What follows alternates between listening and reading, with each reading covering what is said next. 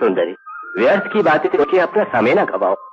आओ, इन नैनों की भूल भुलैया में अपने को खो चुका हो। स्वामी, आओ सुंदरी, हृदय में उठती हुई आग अब मैं न बुझा पाऊंगा। स्वामी, तुम्हें अपनी बाहों में न भर सका तो चैन न मिलेगा। आओ सुंदरी, आओ सुंदरी, सुंदरी, सुंदरी।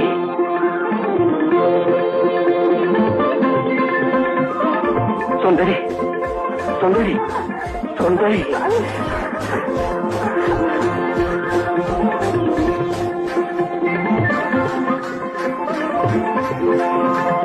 सुंदरी,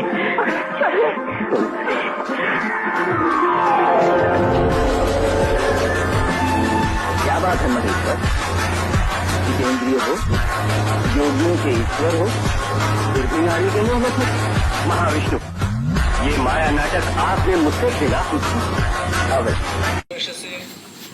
ভাগবতের ভিতরে ভাগবত মহাপুরাণ প্রথম স্কন্ধ থেকে অষ্টম স্কন্ধ পর্যন্ত এটি প্রকাশ করেছে গীতা প্রেস গোরক্ষপুর থেকে। এই বইয়ের আমরা সূচিপত্রে চলে আসলাম। আমরা দেখব সপ্তম স্কন্ধে। এই সপ্তম স্কন্ধের 12 অধ্যায়ের আমরা দেখব মোহিনী রূপ দর্শনে মহাদেবের মোহপ্রাপ্তি। এটা তো দ্বাদশ অধ্যায়। দ্বাদশ অধ্যায়ের মোহিনী রূপ দর্শনে মহাদেবের মোহপ্রাপ্তি। এখান থেকে আমরা দেখব 23 নম্বর শ্লোক থেকে একবারে 24, 25 এবং 27 নম্বর শ্লোক পর্যন্ত আপনারা দেখুন।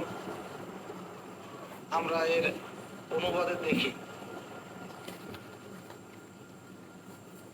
সহসা বন্দুকাটি মোহিনীর হস্তচ্যুত হয়ে দূরে চলে গেলে মোহিনী তাকে ধরার জন্য যখন ধাবিত হলেন, সেই সময় ভগবান শঙ্করের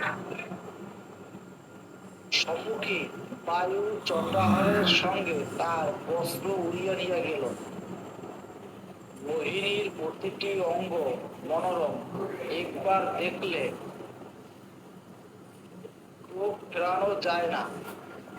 শুধুমাত্র চোখ নয়, মনও সেখানে বাধা পড়ে যায়। তাকে এই অবস্থায় দেখে ভগবান শঙ্কর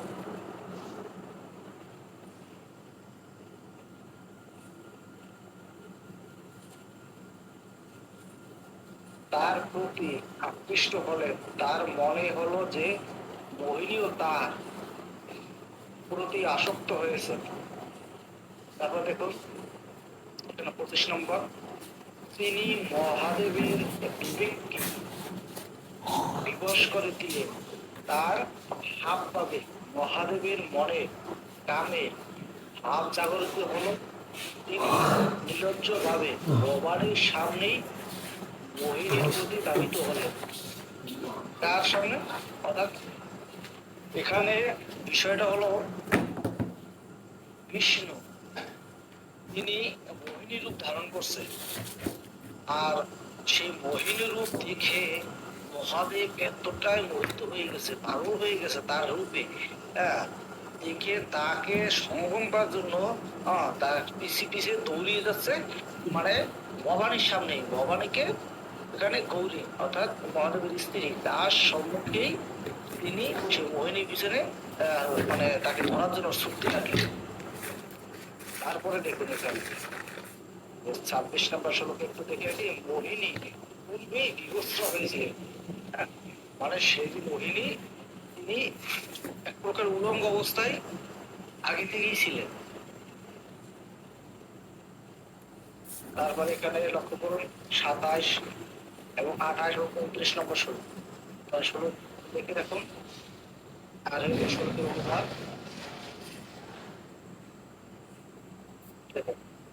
ভগবান শঙ্করের হিন্দু আর সবসে থাকলো না। মানে একজন ভগবান যাকে বলা হয় পরম বৈষ্ণব, সর্বশ্রেষ্ঠ বৈষ্ণব বলা হয় শিবকে, তারই যদি তার ইন্দ্রিয় সবসে না থাকে, তাহলে একজন সাধারণ মানুষের কি হতে পারে? একটা রূপবতী নিয়ে দেখলে এটা তো স্বাভাবিক, তাহলে তাদের দোষ কি? তাহলে আপনারা বুঝুন কিভাবে এই শাস্ত্র গ্রন্থ লিখেছে। যে শাস্ত্র গ্রন্থ পড়লে মানুষ তার কাম ইন্দ্রিয়কে বসে রাখবে, নিজের ইন্দ্রিয়গুলোকে বসে আসবে। আর এই সব আলোচনা শুনলে তো আরো কাম মানুষের জেগে উঠে। তো সেগুলো আপনারা বুঝবেন যে এখানে কি আলোচনা করছেন, কি বোঝাতে চেয়েছেন, আপনারা দেখুন ভালো করে। তারপর দেখুন, তিনি কামুক হয়ে অস্তিনীর পশ্চাৎগমন অস্তির ন্যায় মোহিনীর পশ্চাৎবিদ হলেন। অর্থাৎ এই শঙ্কর শিব যে মোহিনী কামুক হয়ে কামুক উত্তেজিত হয়ে মোহিনীর কিছু কিছু নিয়ে হ্যাঁ দৌড়তে লাগলেন। হ্যাঁ,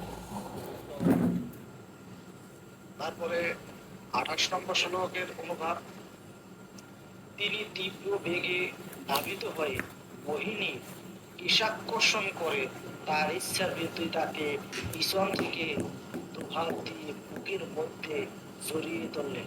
দেখুন, এর থেকে আর কি খারাপ আশায় থাকতে পারে? একটা শাস্ত্রগ্রন্থ যদি এইভাবে লেখা হয় একজন ভগবানের নামের সম্বন্ধে, তাহলে সাধারণ মানুষ কি করবে বলুন?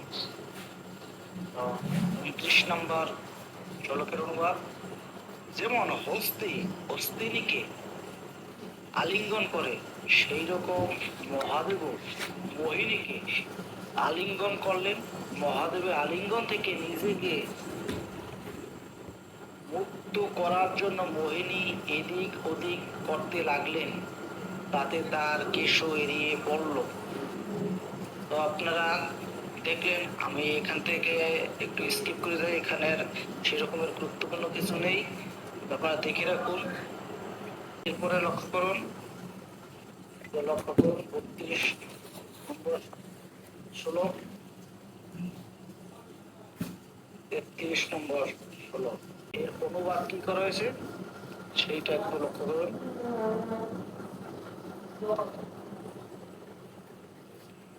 ঋতুমতি হস্তিনীর পশ্চাদগমন মতত্ব হস্তির মতোই তিনি মোহিনীর পশ্চাদবিদ হলেন।